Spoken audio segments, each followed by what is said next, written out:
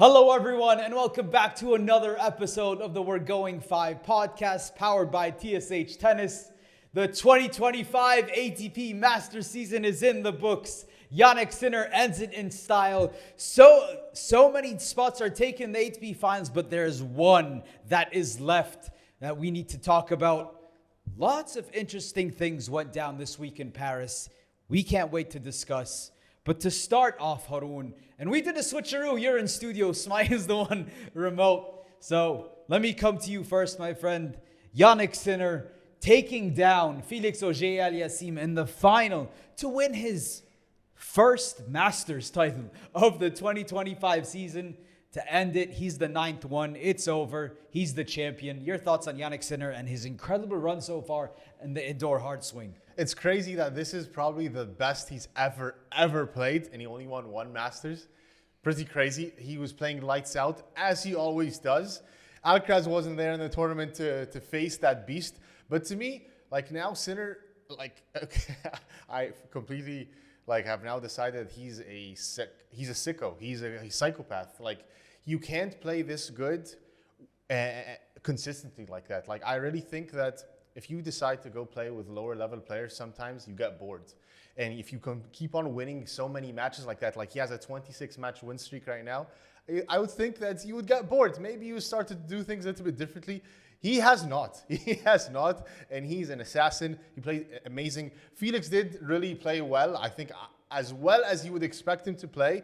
And he's playing well at the entire tournament, obviously. But like that first game where he had like 3 unforced errors to start off the game, that was something shaky. Maybe it was going to be a quick straight sets victory. It was straight sets in the end. But then Felix started to pick up his level and he started to play better. However, like Sinner is unbelievable. He's really so fun to watch. And yeah, the dominance is unbelievable. I really think that this guy might go down as for sure, probably one of the best 3 players of all time. The level of consistency, the level. Whoa! I need to push back on that for a second. I'm just not going to swallow that one so easily. The consistency he's playing at, it really shows that I have no words to describe, because I'm just feeling like, oh my God, after every single shot, what in the world is this? This is crazy. Like the feeling, I'm just like, how is he doing this all the time? Unbelievable. What did you think? You know, Smite, I understand his point, because he's not celebrating really wins as much as. Sorry to call you off. Let me say this, because now I had this thought also, because the celebration wasn't like the usual celebration. Usually like the one he just puts his hand in the air and he's just like kind of like, okay, now it's over, some sort of mini celebration. But there was some sort of relief in that celebration, by the way, which means that I think at least that he thought Felix did have a chance of taking him down, which he was kind of relieved that this match is over. So, well, Félix Auger-Aliassime has turned himself ever since the US Open into a very worthy opponent. But Smail, Jannik Sinner continues to dominate, and we expected this in the indoor hard. You didn't expect him to win this tournament. We'll get into that in the end of the episode. But Jannik Sinner is now 26 match win streak. Like Haroon said, it's the 3rd longest win streak we have ever seen in ATP history. Only Federer had the longer one at 33 and Novak at 35. No one else has done what he's done. So he's in GOAT territory when it comes to that. But give me your thoughts on what you saw from Jannik this entire week. Yeah, well, I didn't have Jannik winning, not out of disrespect, just because I thought Carlitos was ready to do some damage on these slower courts. That's a whole other discussion. Carlitos this tournament. Carlitos was not there. He's played maybe too much tennis. I don't know what's up with him. But Jannik, again, showing us why he's an ultimate chess master. His level doesn't dip. He knows how to solve all problems on indoor hard. And maybe those problems are not really problems because he's just bigger, stronger, faster, hits bigger than everyone, and can serve bigger too. And so now he's adding the variety component. And it looks like it's a cheat code. It looks like the Golden State Warriors in 2018. It looks like this guy's absolutely unstoppable. And what he's doing right now is indeed in GOAT territory. Yusuf, you did not need to mince your words there. We have not seen this level before, aside from 1 or 2 other players who've been able to touch this level of greatness. I don't know if we've seen consistency. really, this is it's unbelievable. In terms of an accomplishment, This has not been done by other than the big three that we know of. And then just this type of level, just the power that he's able to exert on every single shot is mind-boggling. It really is mind-boggling. He's had the stamina. It's unbelievable. And really, I need to go back to just think about what just happened to Sasha Zverev. Under no means or circumstances should Sasha have had to endure a love one in a semi-final in Paris. He was the defending champion this year. Yes, he was injured, but love one is I should take love one.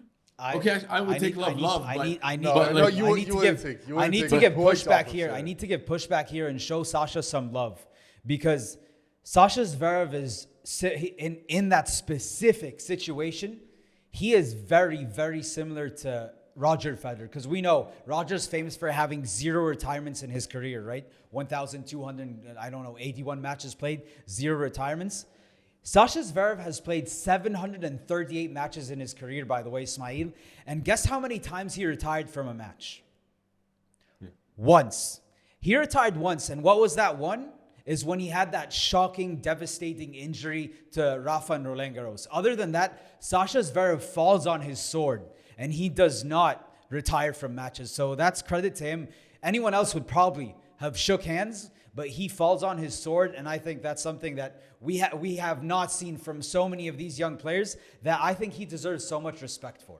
No, that's 100% true. He deserves all the respect for that, and that's iconic. I didn't know it was 700 only one retirement. This is a gladiator type of streak from Sasha. I'm just saying that, I mean, I have the belief that Sasha, even on one leg, doesn't lose love one. You know what I mean? Like, it's out of respect for Sasha. And still Jannik was able to show a level that I didn't know was possible. You know, Sasha's not one of those guys that you should get beat up on like that on any surface, let alone this type of surface where he's a defending champion. So it's unreal what we're seeing from Sinner. The serve again looking precise, and just the big moments. Again, the second set tiebreak. Why is he able to emerge? He just knows how to handle it better than everyone else right now. Only one person is remotely on his level. That's Carlitos, and that's it. And on indoor hard, it looks like there's no one on his level at all. And this we were discussing last week about an overreaction. Will Sinner lose again this year? And I told you I don't think he will.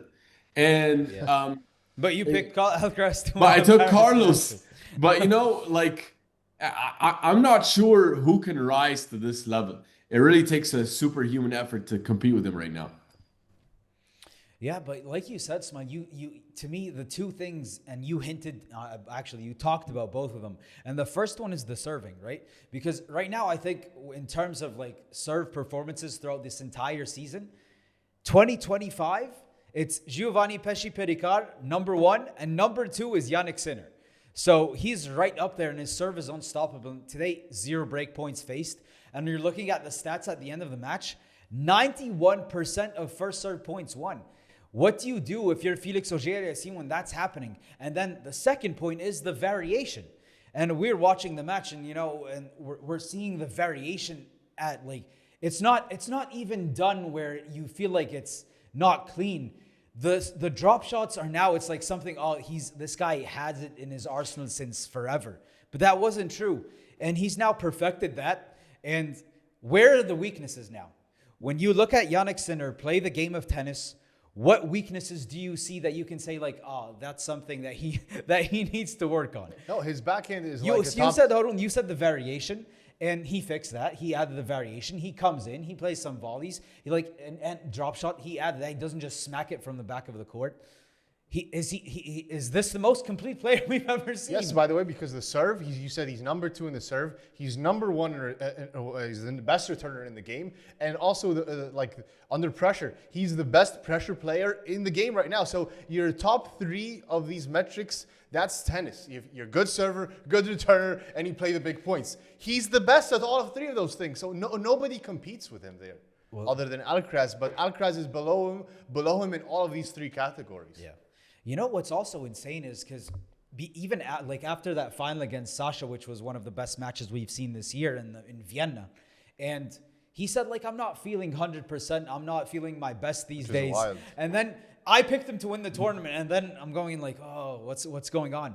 But he just won Vienna. And then he went right to Paris, like not even a week break, for example. No, he went right to Paris, Smail, and he just did it again and took down everyone in his path to win. So, like, he's not even at his best, and he's winning a 500 and then back-to-back taking a 1,000. Like, who does that? Who does that other than the greats of the greats?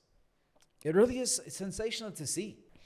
You know, talking about this level, this phenom, or I don't even know what to call Jannik Sinner at the moment, what he's evolved into. For sure, it's a phenom. Like an alien, monster, a beast, goat, whatever you want to call him. But to see the evolution of his, like you can see it just through numbers. Because look at the matchups. Since Beijing in 2023, against Mehdi, he was 0-6. Against Djokovic, he was 0-3. Against Zverev, he was 1-4. And then you look at the current state now. Mehdi, he's 8-7 against Mehdi. He now has positive head-to-head. Novak, he's 6-4 against Novak now. Sasha, he's 5-4 against Sasha. He doesn't even lose to the best of the best anymore. It really is. It's crazy. I think it's sometimes easier for him to play like great guys because he's going in more focused. He's going in with a stronger game plan than with somebody that he maybe doesn't know as well and doesn't know what he's expecting, and maybe he doesn't know how to set his expectations. Maybe it's worse to go up against Jannik Sinner if you're a top 10 player. If you want to beat Jannik Sinner, drop down to 500, train in secret, and then try to play him first round RG or Wimbledon or something like that. Maybe you have a chance there. But him, like, he's taking down, like, this is a great run, by the way. If anybody else had this run, we would talk about this is like an amazing run. He's taking down Felix, who's going on a hot streak right now. He's taking down Sasha Zverev. Like, this is an elite player. This is not... This is injured though. Injured, fine. Sure, injured, but still, like you have to give him credit for taking down one of the best players we have in the game, 6 love, and then also, they're Shelton, good wins. Shelton as well. Like all of the best players that you want to put him against Sinner to take down Sinner, he faced. Like these are all of the best guys that you want to put in front of Sinner. So he had a tough draw for everybody else's standards. For him, this is a cakewalk. Yeah, I still wouldn't put in the Gladiator Run of the Year award when it comes to it's the not Wiggles, Gladiator Run of the Year, but it's a really good run. It's a tough run. But it's not easy. On the other side of the net, and somebody very worthy of praise is Félix Auger-Aliassime, Smile, because, you know, after the US Open, we're like, the question that was asked is, okay, you had an amazing run at the US Open. You made Jannik Sinner look human. And went and got married, came back, Shanghai. Maybe it wasn't the best because it was actually kind of like his honeymoon there. But ever since then, he's been looking good. Here he is in a Masters final, obviously losing to the King of Kings, Jannik Sinner, who is back to world number 1. We forgot to say that one, by the way. But Félix Auger-Aliassime, give me your thoughts on him and what you saw this week from him. Well, Félix Auger-Aliassime arguably beat the hottest player on tour in Vachereau. How about that? He needs to get some respect for taking down VV, as he's now known amongst all the tennis world. He was the beast. Like, Vachereau was coming in, playing the tennis of his life, continuing to dominate at the Masters level, and then it took Felix to stop him. But yeah, I agree. Felix has had an amazing resurgence here towards the end of the year. And he loves playing on the indoor hard courts. Remember our interview with Coach Connor Casey said, something about these Canadians, man, they just love these indoor hard. Like, this is their environment. This is their thing. This is where they go to work. And so Felix, amazing. Like, this is awesome. And, you know, he gave Jannik a run for his money today. He took down Sasha Bublik, who was also playing some of the best tennis of his life, you know, coming into this tournament as well. So I want to just give Felix his respect. He's now emerging with that consistency that we were hoping for. The serve is looking better. He's always been an elite mover. It was always about, can he close out matches? Can he show, you know, the composure in the big moments? He lost a couple matches this year and slams up 2 sets to love. So we were wondering, like, what's going on with his mental? So it's really nice to see him come back here, the late run in the US Open, and now here, you know, validating what he's doing. And he's still improving. And we keep forgetting he's super young. The best is still yet to come for Felix, guys. Yeah, so the only two players, by the way, that Félix Auger-Aliassime lost to since US Open was Jannik Sinner and Arthur Rinderknecht, which are two of the hottest players on tour. Like Arthur Rinderknecht had this insane run in Shanghai, and Jannik Sinner, who's the best player in the world right now. So you have to give him credit for not losing to anybody below elite level. And and he lost to Rami Munar, but he retired there in Basel. But still, he's been playing great. So he's an unbelievable player right now, and this is what we love to see, because this is the guy we've been begging for since he came when he was an early teenager, 16, 17. We're like, this guy is playing like Djokovic sometimes, and we thought he was going to be the next world #1 at the time because he was showing great athleticism, great power, great serve, great mental composure. And now he's showing it. He's becoming more mature and becoming more aggressive and playing well in the big moments. But like, if it weren't for Sinner, maybe we would have seen like an even better Felix. But yeah, Sinner is putting a cap on his growth right now. You know, I always go back to the fact, like, what we saw at the US Open, like, that's what he's capable of doing. This is the Félix Auger-Aliassime that we believe should be showing up week in and week out. And I love that US Open wasn't an outlier. I love that has become the norm for him. And this is his level now. And he's going to keep rising. He's now, before that, we weren't talking about Félix Auger-Aliassime fighting for a spot in Turin. But here he is now. Eventually, I think, like, he almost has it in as unlocked. He's going to be there, which is where he belongs, where his tennis belongs. He has everything to be among the best of the best. So this run from him is very important. And losing to Jannik Sinner, the way he lost to Jannik Sinner also, like, he gave him fits. It wasn't, I know in the end it was one break here, and then tie break here, and it's over. But he was there, and he knows that he's close, which is really important. So talking about indoor hard, one break of serve and one mini break. Yeah, like that's it. That's it. So going forward, he should have all the confidence in the world. So he has another tournament in Metz going on, and maybe he has Turin. Let's see what happens. But Félix Auger-Aliassime is playing with so much confidence right now, and he belongs in the conversation of the top. And I'm happy that it's continuing, and that US Open was not one thing that we just saw from Felix. So, oh, where's that level? No, It's here to stay, and it's something that we as tennis fans need, because he can go toe-to-toe with the best of the best. Yeah, I do think, though, there is a very clear weakness in his game is the backhand. I think the backhand is something that maybe he needs to work on, because I felt like Sinner was eating that up sometimes. His backhand was coming back a bit slow. He's trying to put some topspin on it, but Sinner has a lot of time to prepare and direct that ball. So, and if you go back to maybe 2022, 2023 a bit, his backhand was a little bit more smooth. I think it's a little bit clunky, and it doesn't feel like he can generate that much power from it. He's doing a very quick swing, but the ball is not going as quickly as you think it should. Sinner's backhand is almost like another, like a top 10 player's forehand. Like I really see it as that. He has two forehands, so you can't have that going against Sinner and also Alcaraz or anybody else. So I think it's a good sign, by the way. I think that's a very nice silver lining, because other players, like, I don't want to bash anybody else, but some other players, you don't really know what can they do to improve their game, like, you feel like they need to improve everything. Felix, he just needs to improve his backhand, just make his backhand a little bit more smooth and stronger and deeper. And I think that's something that will help him in some big moments, because you can always go to his backhand for some relief. Yeah, that is, I guess that would be his weakness, because that forehand is just insane. Once he takes you for a ride, he takes you for a ride. Yeah. But yeah, interesting to see what he does over the next 2 weeks. Let's see if he gets that spot in Turin, and then when he goes up with the best of the best day in and day out. Let's see what happens. All right, guys, moving on to a really interesting question here. Smail, I'm going to come to you. Who deserves the year-end #1 more, Sinner or Alcaraz? This is such a spicy question. I'm going to hurt some feelings with my answer here, but of course it has to be Carlos Alcaraz. Like, he was the one who was dominating all He year. lost first round in Paris. First round in Paris, you're telling me he deserves it more? Yeah, and it's a sad outcome, definitely for sure. But look at his body of work for the entire year. He's won more matches overall. He has more titles overall this year. Like, he deserves to end the year as world end #1.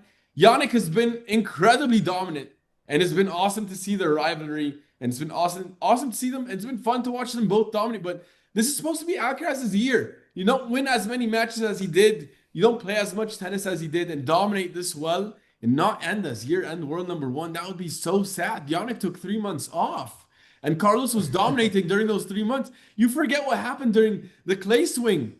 Carlitos dominated that clay swing, and then we went into grass, and he dominated grass before the Wimbledon final, and then we went into the hard, and then he dominated that Cincinnati in the US Open. Like, these deserve to be anointed as world #1. Come on.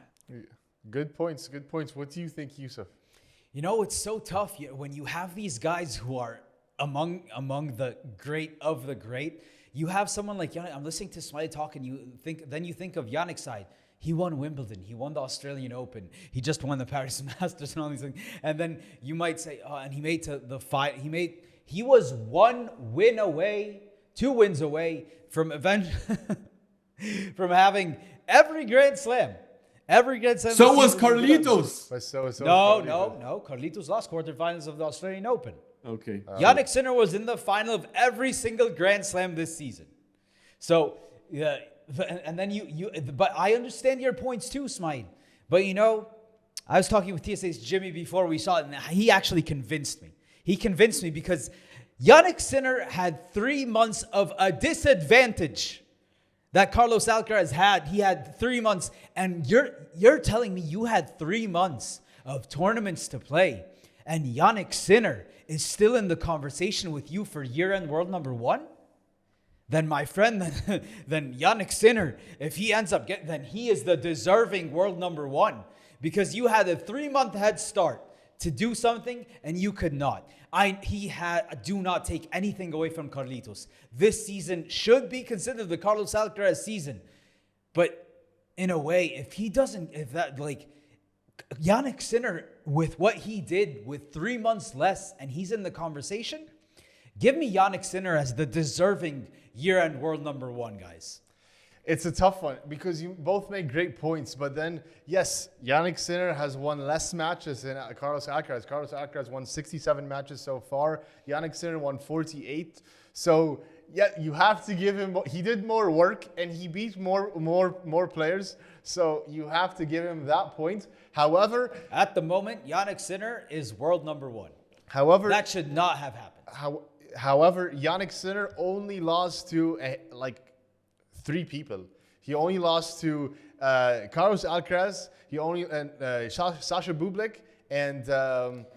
There's no, the Greek sport loss. You want to call that a loss? Yeah, we won't take there's only the Greek sport one and the Sasha Bublik one. Bublik and Alcaraz. Exactly. Those are the only 2 guys that he lost to fair and square from start to finish, which is I don't know how many people you could name in history it's a tough question that had that type sides. of record. Alcaraz lost to six different people. So Alcaraz lost to Djokovic, he lost to Rune, he lost to Lehechka. I feel someone coming my way. If you compare dominance, Jannik Sinner is there. Who deserves the year-end world #1 more, Sinner or Alcaraz? To answer that question, that's gonna be Carlos Alcaraz. I have to give it to Carlos Alcaraz because he did more work, he played longer, he was dominant for a longer period of time. So even though he lost to more players, he still has the right to lose to more players because he did it for longer. But the dominance by Sinner is crazy. But still, thank you. But it's Carlitos. It's Carlitos' year. He deserves to end it as world #1, and it's sad to think he might not, guys. He might not end as year-end world #1. Well, guys, the ATP Finals lineup is still not set, and we still have a fight for that final spot between Musetti and Félix Auger-Aliassime. And I want to ask you, Yusuf, who deserves that final spot more? You're bringing my favorite player on tour, which is Lorenzo Musetti, and Félix Auger-Aliassime, who I would say maybe the second hottest player we have on tour now. And you're asking me to who I think deserves it. The season is so long that you might have forgotten how amazing Lorenzo Musetti was during the clay swing, right? Final, semi-final, semi-final, semi-final during at all the big tournaments during the clay swing. Then he cooled off a bit. He had the losing streak, and then he was finding himself back. Final in China and Chengdu, and then he lost. And then okay. But as it stands right now, oh my God, this is so tough. As it stands right now, I think Félix Auger-Aliassime deserves the spot. You know, he's been on fire recently. He's going to be able to compete with every single person that is going to be at the ATP Finals, especially on indoor hard. So as much as I would love to see Lorenzo Musetti, my favorite player, at the ATP Finals in Turin, in Italy, I still think Félix Auger-Aliassime is the one that deserves that final spot. Yeah, without a shadow of doubt, Wow. it's Félix Auger-Aliassime. I can't believe you just went against your boy. I can't believe it. Yeah. Harun, you agree? Yeah, without a shadow of doubt, it's Félix Auger-Aliassime. Lorenzo Musetti. Shadow of a doubt. Without a shadow of doubt. Since RG, Lorenzo Musetti has been a very average player. He's been having a very tough season after. What? US Open. He got injured, and it's a shame because he was... US Open quarters, though. US Open quarters and then the final of Chengdu, but then he lost to Alejandro Tabilo, so he should beat somebody like that. Credit to Alejandro Tabilo, who beat Djokovic before twice. 2-0. He undefeated record against Djokovic, but still, like you had a very terrible second half of the season since May after RG. Quarterfinals of US Open, okay, but you're supposed to be a guy that you want to compete for ATP Finals. You want to play the best of the best. I don't think that Lorenzo Musetti deserves it, and I think that not only does Lorenzo Musetti not deserve it, Félix Auger deserves it because he showed that he is a top 10 player, top 8 player. He's going toe-to-toe against with the best. telling you, Smile, that's the shame of having a super long ATP season. Harun has forgotten how elite. No, I haven't forgotten. If this conversation was had you guys during the clay swing, but go ahead. I'm disappointed in you guys for showing this recency bias, especially you, Yusuf, with your own boy Musetti. No, but you know, 100% if you for go me, back to the record, it's 100% for me. Lorenzo Musetti What? should be in this ATP Finals, No. just because you forgot of how amazing his clay swing was and how well he's been playing, and he was playing earlier in the season. This is no justification to tell me that Lorenzo Musetti doesn't deserve it. By the way, at the moment, he's higher ranked than Auger-Aliassime, and that's for a reason. No, he's not. It's because he's earned more live points. rankings, he's below him by 200 points. Because, what just happened? Well, he wasn't, I guess, this Felix final. has more wins. But, he was... Sure, he has more wins, but Felix just emerged in the latest part of the season. He was nowhere to be found in the early part of the season. Yeah. And that's where Lorenzo shined. And for me, I love a great clay swing. And that deserves massive respect because I can argue it's harder to break through on there than is on the indoor hard or on the hard court swing. Like the clay courts are much tougher. And Lorenzo was dominant there. Say no more. I'm with you. Lorenzo Musetti is the one that deserves the spot. I'm switching my pick. Whoa. Switching my pick. You convinced me. There we go. Only looking at clay swing, by the way. You convinced me. Felix, I'm convinced. I am convinced. US Open quarters. Felix made it to the semi. Felix started the year with 2 titles. No disrespect. Felix started the year with 2 titles. Yeah. What are you talking about? Sure, that's good. And Musetti also had a great start to the year. And then he had a great swing. And then the argument is that Lorenzo had a better start of the year and Felix was nowhere to be found is completely false. He started off the year with 2 titles. Felix was nowhere to be found after those first 3 weeks. And then I'm talking about after the Australian Open. We haven't heard of Félix Auger-Aliassime. He wasn't nowhere to be found. He just wasn't having big wins, but he wasn't nowhere to be found. He was also losing to good players. Yeah, and Musetti was. Yeah. Musetti was having big wins and reaching finals and semifinals of tournaments. Yeah. Felix let's just end there because it can go on and on. Smile, you're Lorenzo Musetti. Yeah, but I just want to say one thing is just also Felix, whoever makes it is going to deserve it. Yeah. And this is just a matter of taste here. And I feel like Musetti, in my opinion, deserves to be rewarded for having such a great clay swing. And then still he got injured. And his injury caused him to be out. Felix didn't get injured. this year that caused him to be gone for a certain period of time. It was just injury that took Musetti out. So if you average his level across the year, his level was overall, in my opinion, better. And, the difference is that the semifinal in the US Open, Musetti was quarterfinal. And, also a great tournament here from Felix again.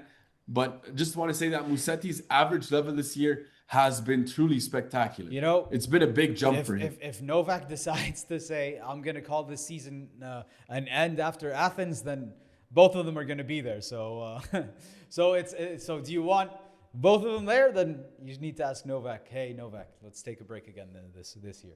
But I am excited to see both of them. I love Musetti. I love Félix Auger-Aliassime. I love that these guys have shown us elite level throughout the entire season at certain stretches. That losing streak from Musetti, though, I think that hurt him big time, unfortunately.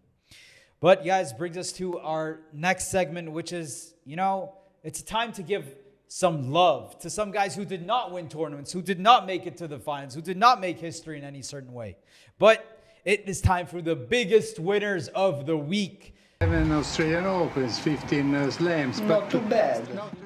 Paris Masters happened. Lots of amazing runs. Haroon, who is your biggest winner in Paris? Is this even a question? Sasha Bublik is my biggest winner of the week. What an amazing run. Sasha Bublik was tunnel vision. It was so fun to watch him. And he's like the curious character where those guys, those electric players that are not always consistent, but they're super dangerous. They're not highly ranked, but there's guys that you never want to face in a draw, and you never know also how high they can fly. You're always like, they have so much potential. Where can they go? Where can they go? And Sasha Bublik decided to put all the fun and games and tweeners aside and show us that he is an elite player.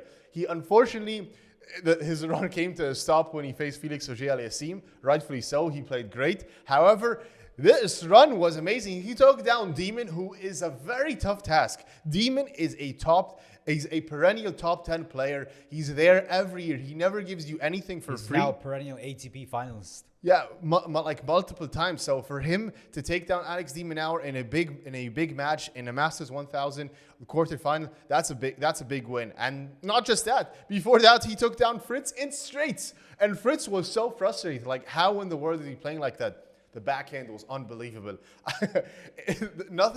It's so really nice to see somebody have a nice smooth backhand where it's working. He's hitting backhand winners, because every tennis player knows that's such a hard shot to work on your backhand, to really manipulate it and move it around. Hit down the line backhand, cross court, nice angles, and it was working great for him. And Fritz felt that. And then he beat Boutier, your boy, before that. Yeah. And then Alexei Popyrin also to start off his tournament. So great wins. He is my biggest winner, rightfully so. Sasha Bublik deserves it. Multiple titles this year. Took down Sinner. And now he is an alternate in the ATP Finals. Well done, Sasha Bublik. He deserves it. Yeah, Sasha Bublik's smile. I think that quote that probably irked people was when he said Vachereau winning the Masters, like, that's our fault. But I took it in a way where he sees he lost him. He lost the VVW. No, but he's like, I expect more of myself now. Like, he's no longer thinking that way. Like he said, he shifted that mindset, and he's like, I'm a top player and I'm supposed to be in these situations, and I believe in myself to do more and more.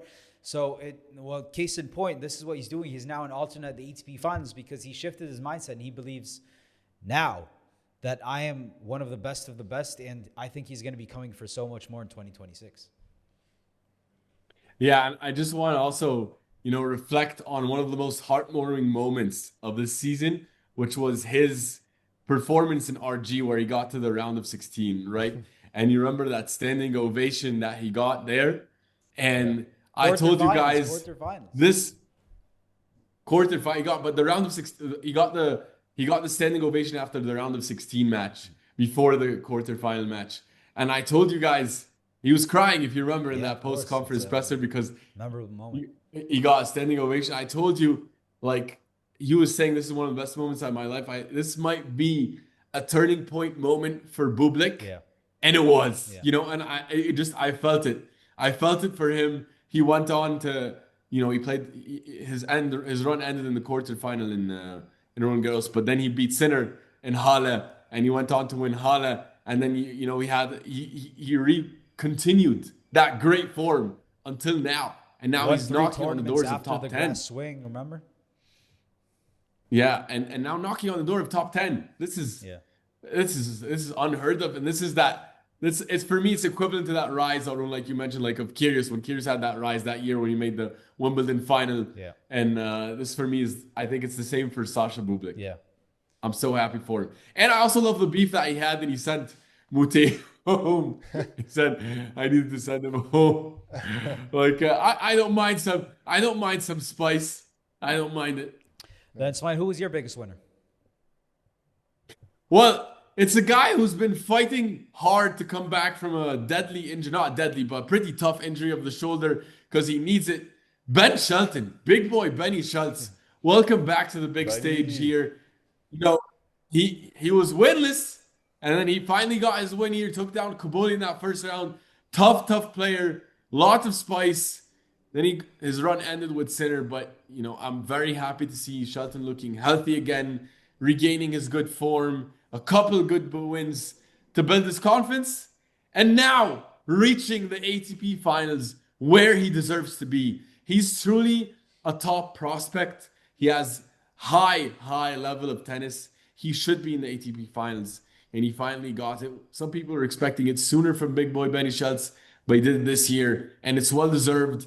And we can't get enough of Ben Shelton's charisma and power and just flair on court. It's great. It's great. I agree with everything you're saying, but I keep on feeling like it's the same old story. Like it's a great, tough, exciting fight, and then it's so fun and electric, and he's knocking on the door, but it's like you still feel like Sinner is going to win. It was an important week, though, for Ben Shelton, you know, because he got a good win over Kaboli and another good win over Rublev, and because he's coming off really a tough injury, and he needs form. He needs form going into the ATP Finals.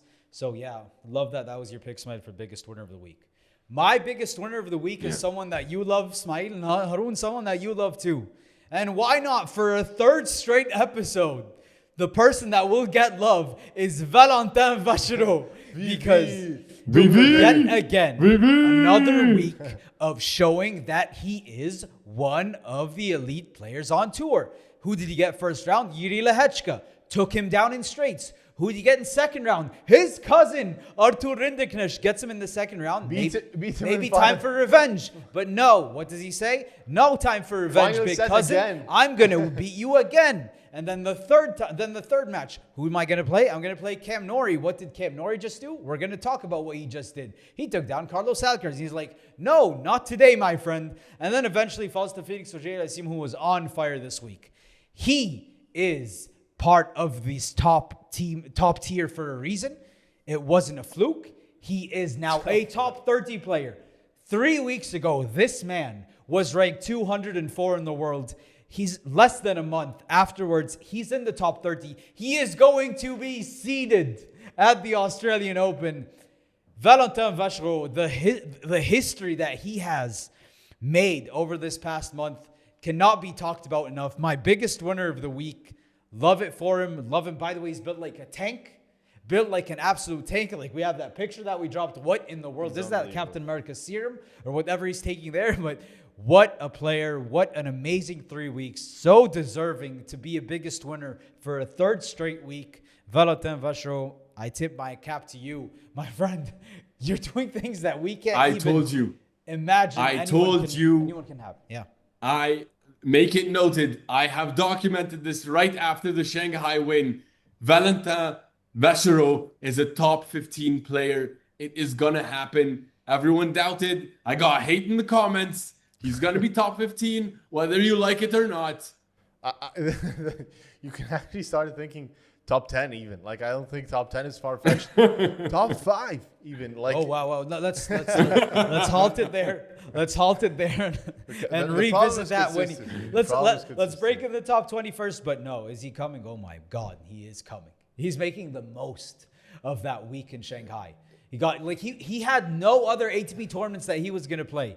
Got that wild card in Basel and lost to Fritz in the final set, and then got the wild card in Paris and took full advantage. Like the fact that you're beating Jiří Lehečka 6-1, 6-3 and like this is a quality match. This is ridiculous. Like Year-End is not supposed to lose this match. No, he's not. He's training how many weeks is he training for matches like this? So you don't lose first round to a guy that was playing challengers 3 weeks ago. Yeah. And he hadn't won an ATP match. I'm really disappointed in Yuri Lechka. This is more of a rant about Yuri Lechka. Actually, this took a shift. This took a turn. This took a shift. This took a turn to really because it's either we're gonna start praising like Valentin Vachereau, VVW as like this is the next big thing, or we have to be disappointed in our guys. Like it can be. It's disappointing. I need to probably hide behind the curtain. I'm more positive about how VV played. Yeah, me too. It's unbelievable. Like he's serving great. Lechka's been doing good, man. Like he's not been doing that bad. He was your boy, by the way. He's your boy. That he is my boy. He's your boy, and I'm pretty upset. I'm disappointed. It's disappointing. Things happen. End of the season, people aren't at their best level, and Well, guys. Well, it's the moment to talk about the upset of the week. Yusuf, is there any other upset there is to discuss other than the biggest one? No, there isn't. It's this Cam Norrie Alcaraz upset is the discussion. And it's so crazy how, Rafa doesn't like this conversation and maybe Alcaraz doesn't like this conversation. But the parallels between these two guys, like Rafa hasn't been able to do anything when it comes to the indoors. He's been struggling, struggled in ATP Finals, struggled in Paris Masters. Carlos Alcaraz, the same exact thing's happening. And for some reason, Paris Masters is not his thing. Even though he said the courts are slower, I like it this way. Look what happens. Loses to Cam Norrie. But before you guys, and I'm going to let you guys talk about Carlos Alcaraz. Cam Norrie, by the way, slowly but surely has been showing some really good tennis. And in Vienna, he lost to Matteo Berrettini, but he took down Andrei Rublev in the first round. I know Rublev's not probably in his best, but he was he's slowly finding his way back to the top. This is a top 10 player. This is a Grand Slam semifinalist that we are talking about. So Cam Norrie is not a scrub, and he's a guy that deserves to be talked about. Like, okay, this is a top player, but Carlitos, we expect more from him, and losing to Cam Norrie should not happen. But Cam Norrie, I need to say, I think he's playing some really good tennis, and he's not even, again, no expectations. He even said after that Rublev win, I just want to play more matches. I want to get my level because I have big goals in 2026. This was a big, big, big win for him. Let's see what he does in Metz.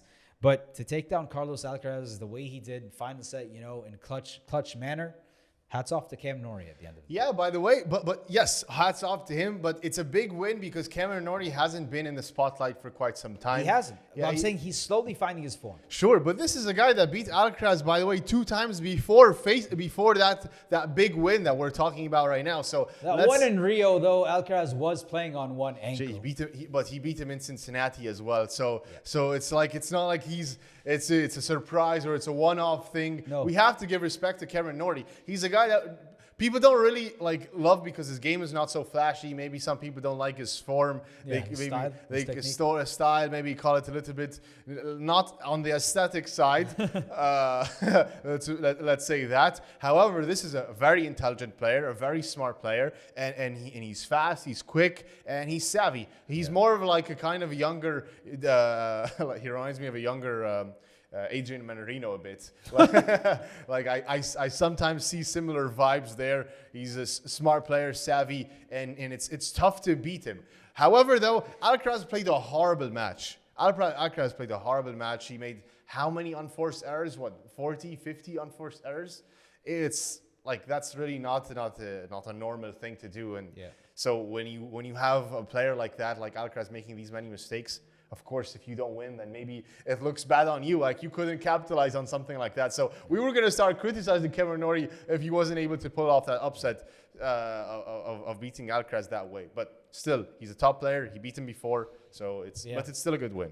Smile, we were thinking I was thinking at least. Carlos Alcaraz, an off day it should be coming soon, right? And then it didn't happen for months and months, but eventually it happened here in Paris. But what were your thoughts on this upset? Yeah, it's fatigue. It has to be fatigue. I mean, he's had a grueling season. Come on. He didn't play last week. Jannik Sinner just played Vienna, had that gruesome match against Sasha Zverev. quick turnaround, went and won the tournament. So I don't know if I can use that card. I mean, sure, if you're going to talk about the past week, but I'm talking about the overall season. Carlos has had a grueling season overall. Yeah. He has more mileage. And, you know, I hate to make those parallels with Rafa like you made about the indoor hard. Yeah. And, you know, Carlos, in the ATP Finals, he showed he can bring a good level. He's only been stopped by Djokovic or Zverev. And so I'm not ready to go all the way there yet. He's still so young. And so he has so much to prove to himself and to everyone. And I think he's already showed he can win on indoor hard, except against Jannik for the most part. But so I'm not ready to go to say anything beyond that. This is the fatigue, you know, mental and physical. And he doesn't prefer the indoor hard conditions. That is 100% sure. But I wouldn't say that he can't win a Paris Masters one day or an ATP Finals. I'm not gonna go there. Yeah, for sure. I also don't agree with the parallel. I think, to me, it doesn't make sense to me why Alcaraz is not winning. So far, he has been struggling. Sure, but it doesn't. Mightily. It doesn't really make sense. It doesn't. He should be winning. With Rafa, to me, it made sense that he's struggling on indoor hard. Like, his game doesn't feel like it matches. It doesn't fit. It doesn't really suit him. But Alcaraz feels like he's smart enough and like he has the variability to play in different. Too, but we'll see. Not as much as Alcaraz. As it stands, he is struggling on indoor hard, especially the Paris Masters. I'm talking specifically Paris Masters. Sure, but I think it's a one-off thing. But guys, let's move on to one of our favorite segments: spicy, no spicy. Yusuf, do you have a spicy moment that you want to share with us? There's one moment, and I need to ask you guys, was it spicy or was it not spicy? Because Zizou Bergs was playing against Alex Michelsen, and after the match was won, and I love the camera shot that they were able to get because they got, like, you could see both guys in the frame. And Zizou Bergs on one side after winning, he's moonwalking, and Alex Michelsen on the other side is bashing his racket into the ground. So my question to you guys is, do you take any offense to someone moonwalking after winning? Do you take spicy, no spicy? But who's supposed to be upset? Like, if I'm Alex Michelsen? Yeah, or I don't know, or fans and just tennis etiquette? Like, I hate that. The fact that you would be upset that the guy's celebrating. No, Michelsen had no problem. I don't think he even saw it. But, I don't think Michelsen saw it. I don't Opelka had a problem, I think. That's that's something that I don't know if I want to get into that one. Let's keep it with Zizou Bergs and Opelka there. But no, I have no problem at all. I don't think there's any problems with etiquette there. It's a celebration. It's a fun celebration. He's not like doing anything offensive. So, and Alex Michelsen on the other side is absolutely destroying a racket. So, which is even sometimes worse when it comes to etiquette there. So, to me, it's no problem there. Smile, how about you? Spicy or no spicy on this? I call it no spicy, but I call it hilarious. It was awesome. I loved it. It was sports glory, a glorious sports moment. Yeah. Like, Michelsen was in his emotions, bashing the racket. And Zizou Bergs was in his emotions moonwalking. For me, both are fair game. Although I would prefer Alex Michelsen to not smash that racket and donate it to a fan or something. But hey, sometimes you can't control it. And you have hundreds of rackets, so why not? But no, I call no spicy. Zizou can do whatever he wants and he wins. And he ran right to the net afterwards and he shook Alex's hand and they seemed to have a friendly handshake after. So I don't see any reason why we should call spicy on it. And those who are, stop taking the fun out of sport. Yeah. This is sport. We can have fun. Yeah, I agree. It was like, that's exactly what sports are. The emotions, and you have to have a winner, you have to have a loser, and someone's feeling something. The two different stories came out of that match, and that's why we love sports and why we hate it at the same exact time. Zizou Bergs is also a very classy guy. So even after he moonwalked, he went to try to show like that he it was nothing towards his opponent. The same way when people cheer themselves on, like I'm not trying to do anything to you. I'm focused on myself. So. Yeah. Well, guys, I think Opelka's issue was just he was defending his boy Alex Michelsen. I don't know if he has a bigger issue, honestly. Yeah, probably. The American guys are close together. Well, guys, like we said, the 2025 ATP Masters season is officially in the books. So many amazing stories emerged. We have lots of different champions. So my question to you, Smiley, let me ask you first. Who's your favorite Masters champion of the 2025 season? 100% W. Valentin Vachereau. What a beast. This is by far the best story of the year. It's not even close. For me, what is the most interesting? What was the coolest Masters win? What was the coolest Masters story? Playing his cousin in the final, getting to share the stage, crying on stage with your cousin, expressing your love for one another, getting finally that big breakthrough you've been waiting for all your life, and then backing it up. That's another story of how amazing that is, and then breaking into the top 30. But by far for me, it's Valentin Vachereau. I've enjoyed it so much. It looks like just a cool guy. Couldn't have happened to a cooler dude. Okay, Smile, that was a great pick. However, here's mine. Indian Wells, ATP Masters, Jack Draper lifting that title. That was an iconic win. By the way, when this is all said and done, when this career is over, and also the guys that he faced along the way, this is going to be one of the greatest Masters title runs in history, I would say. Like, you're going Fonseca, who is probably going to be a problem for sure. Brooksby, great win as well in America. Taylor Fritz, also an elite player. When it's all said and done, he's going to be one of the best American players for sure of all time. Benny Schultz, unbelievable player. Carlos Alcaraz, legend. And then Holger Rune. That is a really gladiator title run. The only guy that took a set from him was Carlos Alcaraz. Every other match was in straight sets super quickly, and Jack Draper was on the rise there. Jack Draper was unbelievable there. He took down Fonseca, was coming off an insane high from Rublev, beating him in Australian Open. To me, this was an amazing title run, and that was my favorite Masters 1000. That's a good call. I love the Vachereau one, and Vachereau to me, that's number one. But let me go number two, because Smile, you said number one. Number two is Casper Ruud winning in Madrid. My boy. This is a guy who's been fighting and clawing and made it to multiple Grand Slam finals. But he wasn't able to win a Masters 1000. He wasn't able to win at that level. But here he is, able this year to find a magical 10 days, I would say, in Madrid to take down some impressive players to win this tournament. Taking down Fritz, taking down Korda, taking down Rinderknecht. Daniil Medvedev, I know he wasn't having the best season, but taking him down. Francisco Cerundolo, who was on fire that weekend, loves to play on clay. And then guess what he does in the final? I think maybe one of the best finals we had this year. Taking down your boy, who you just mentioned, Jack Draper, to win it and to lift a big title for the first time in his career. Casper Ruud is a fan favorite, and he's loved, I think, by media, loved by fans, loved by players. So the fact that he was able to get his hand on a Masters trophy this year, to me, was my second favorite Masters win of the year. Good pick. Nice one. Lots of fun ones. Also, honorable mention, Ben Shelton, too, getting his first one. I wish it was something other than the Canadian Open. My honorable mention is actually Jakub Menchik. Menchik taking down Novak in the final. Noli. Taking down the GOAT. Taking down the GOAT in a Masters final. That's amazing. If it weren't for that, if it weren't for Jack Draper taking down these guys, for me, that was gonna be my pick, because he's also a guy who's a phenom as well, and he hasn't been getting the same spotlight as maybe some other guys. We'd like to talk to him as much as possible, but other media outlets don't talk about him as much as we would like to see. But this 2025 ATP Masters season really was special. I love to see all these different champions, all these different stories. They all deserve documentaries in their own right. But yeah, what a season. Let us know who you think was the best Masters champion story. And let us know in the comments. We'd love to hear from you guys, and we love to respond. So that's that.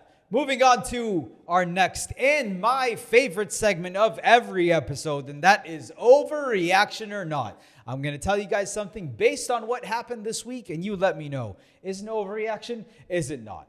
Haroon, let me come to you first. Jannik Sinner is now doing some incredible things, as we said. Jannik Sinner is now on a 26-match win streak in indoor hard. Novak Djokovic has the record. My question, or my statement is, Will Jannik Sinner break Novak Djokovic's record of 35 straight wins on indoor hard? Overreaction or not? Not an overreaction. This is this is something that is probably going to happen. And if you don't want it to happen, then you have to bring an entire rally. Go cheer on Carlos Alcaraz every time he faces Jannik Sinner indoor hard. Because other than that, it looks like it's steamrolling ahead for him. Yeah, I think that this is not an overreaction. I think that it's wide open for him. He's already at 26. He has to get like 9 more wins. Yeah. So 2 tournaments, basically. 2 tournaments. So if he wins ATP Finals and another one. He's going to get 5. Yeah, exactly. Yeah, win every match at the ATP Finals. Well, okay. Smite, overreaction or not from you? Well, basically, you're asking me if anyone's going to stop him here in the ATP Finals, because if he goes undefeated in the ATP Finals, no one's going to beat him in the early rounds of the next indoor hard tournament. So let me say it here. This is not an overreaction. The way he's looking, he's going to run through probably in ATP Finals, and he's going to secure this one. This might be even on lock. It might be on lock. I can't see anyone who's able to compete on his level right now. And so this is not an overreaction, guys. Well, this is unanimous, not an overreaction. I also think that I don't know who can stop him on indoor hard. You tell me any other surface, then there's one name that shows up. But when it comes to indoor hard, there's no name that shows up. So this is not an overreaction for me. But by the way, let's take a moment to appreciate that record from Novak, by the way. That 35 match win streak on indoor hard. And he had to face the big 3 on indoor hard multiple years in a row. Like... No. Can you comprehend this? Yeah. Like he's beating Federer, Nadal, Wawrinka, Cilic, Murray, Del Potro. Del Potro. All of It's unreal. It's unreal. All of these legends. He's not the legends GOAT for he's not the GOAT for no reason. Huh? He did it. He earned it. With all due respect, with all of the guys we have on tour right now and everybody that Jannik Sinner faced, they were a different level. So yeah, when you think of the craziest stats that exist in tennis, and then Jannik Sinner's name comes up, there's usually Novak Djokovic that's right above. But yeah, that was awesome. How about this one, Harun? Félix Auger-Aliassime will end the season in the top 5. Overreaction or not? That's a tough one. Ooh. I think it's not an overreaction. Because I think he got a lot of confidence. And he's making a huge surge right now. The only guy that's stopping him right now is Jannik Sinner. And Jannik Sinner is the best player we have right now. So he's confident in facing everybody else. So that means he's just the only one that's giving him this hurdle is Jannik Sinner. I think it's not an overreaction. So Zverev, Musetti, and top 5. Yeah, which means Novak has to get out of the way, and Ben Shelton can't jump up. Demonauer can't jump up. I think he can do it. Okay, well, Smite, overreaction or not? No, this is an overreaction. I mean, this is a great late season surge from Felix. So happy for him. So happy to see this level, but no, this is still he's not ready to go there just yet. He needs to have a great ATP Finals. I think some people are going to have some other things to say. There's still Sasha there, who's also going to fight and going to do some damage. And, I'm not going to count out Ben Shelton or Demonauer just yet. Yeah, I also say this is an overreaction within 2 weeks to make it to the top 5. And if Novak decides to play, by the way, Novak is a guy that, you're saying Jannik's the only one that can stop him. I think Novak is another guy that can stop him. So yeah, I'm gonna say this is a overreaction. That's if Novak plays. So if Novak plays, sure. Yeah. But yeah. How about last one, Smile? I'm coming to you. A player that you love, a player that Harun loves, a player that I love. Sasha Bublik will enter the top 10 in 2026. Overreaction or not? Not an overreaction. He's on the cusp. What is he? He's one ranking away right now from the top 10. He's already an alternate for the Tour and Masters Finals. So he just needs to have one nice run here in Australia, maybe in a warm-up tournament before the Australian Open, which he's been able to do before, by the way. So, no, I think he has the confidence. He's looking like a top 10 player. He looks healthy. Yes, book it. Sasha Bublik will enter the top 10 next year. So Harun, overreaction or not? I think this is not an overreaction. I think he's going to be in the top 10 next year for sure. And I would be surprised if he's not, because he deserved it. And he's been playing like it for most of the year, I would say. With the mindset that he's been showing, and how close he is from a mathematical standpoint, I think this is not an overreaction. Sasha Bublik will be in the top 10 in 2026. Yeah. Well, guys, that was our overreaction or not segment. It was interesting. Please let us know what you think. We'd love to hear what you have to say. Well, moving on to some other interesting news that we may have. First off, the ATP race points, by the way, usually it would end before the ATP Finals by a week, and we know we would see certain guys. And actually, at the moment, you have Félix Auger-Aliassime going to Metz. You have Lorenzo Musetti going to Athens. That is going to be taken away. It's going to end at the Paris Masters. You can't go in that last week and try to pick up points in the 250. So that's going to be happening. You guys like this? Don't like this? Quick reaction. No, I don't like it. I think that if you want to make it not to count, then just put them in the beginning. Like if it's a tournament part of the season, then it has to have points that counts. It makes no sense to me why you're not counting. Smile, do you like it? Don't like it? No, I don't like it also. I love these late season surges. I love the last minute additions. I love that we can have an extra competitive week. I love it when things go down to the wire. To remove that for me kills all the fun. So no, I'm not really, I don't like it. Yeah, I don't like it that much too. From another standpoint, where sometimes these small tournaments, they can get a big player just because of that reason. And you take that away in a sense, because then they have no incentive to play that last week. But those last tournaments, they could get a big player because he's trying to make it to the ATP Finals. So that would be one of the reasons I don't like it. Well, guys, on the other hand, we have the one, the only, the Belarusian Tiger, Aryna Sabalenka, securing the year-end world #1. Thoughts on Aryna and her amazing season ending it as world #1? Yeah, she deserves it. She's been playing amazing the entire year, and it's nice to have her find to lift that title again. I love it. She's an amazing player, and she deserves it. Smile, thoughts? Yeah, really happy for her to end. She deserves it. She deserved that U.S. Open win, and she deserves to end the year world #1. She's been dominant. Yeah, Aryna Sabalenka. Like the fact that she got the U.S. Open was so big for her. Year-end world #1, 1,000% deserved, and she's the only one that we can say, yeah, you should be the year-end world #1. Yeah, she deserves it. Most consistent player all year. Well, guys, we like to keep it 100 on this show, and we like to be transparent and let you know where we were right and where we were wrong. Well, let's start off where we were wrong.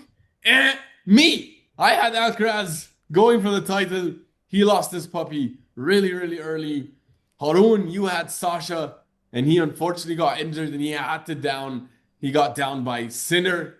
Where we were right, Yusuf. You were the only one who was right. You had Sinner. Congrats. I mean, it wasn't. None of you guys picked him when we're making the picks. None of you guys took him. I'm like, okay, is something that I don't understand happening? We're indoor hard. This is Jannik Sinner. I think it's a lock. It was a lock. Yeah, well, good job sticking with the new GOAT of indoor hard. And it's the way it should be. And hopefully now, well, we have a chance to do right by our wrongs. Yeah, even though this might be a slow week, we do have tournaments going down, and we do have the greatest player in the history of tennis playing this week, because I think it's his tournament, and the Athens 250 is going down. So first off, Harun, let me come to you. Who is going to win the ATP 250 in Athens? Yeah, I have to go with the GOAT. He's living there now, so it's his home crowd, kind of in a way. So I think he's going to want to show... He brought them a 250. Yeah, he brought the 250. So I think he's going to want to show out in front of them. I think Musetti's going to want to do a push there. However, still, I think it's going to be Djokovic that's going to lift the title. Smile. Who wins it? Yeah, I'm backing Norrie here all the way. Home tournament. He's been rested.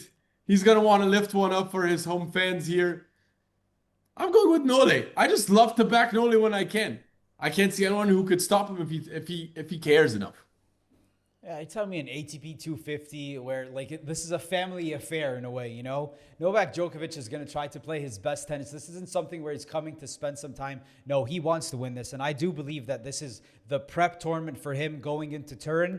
Novak Djokovic, unanimous winner for us as in the ATP 250 in Athens. All right. Well, we also have a nice tournament happening in Metz, France. Yusuf, who you got in Metz? I'm going with the man that we said's on fire, the man that can only be stopped by the one and only Jannik Sinner. Give me Félix Auger-Aliassime to win this tournament, to secure his spot in Turin, and go home fighting for that number 5 spot.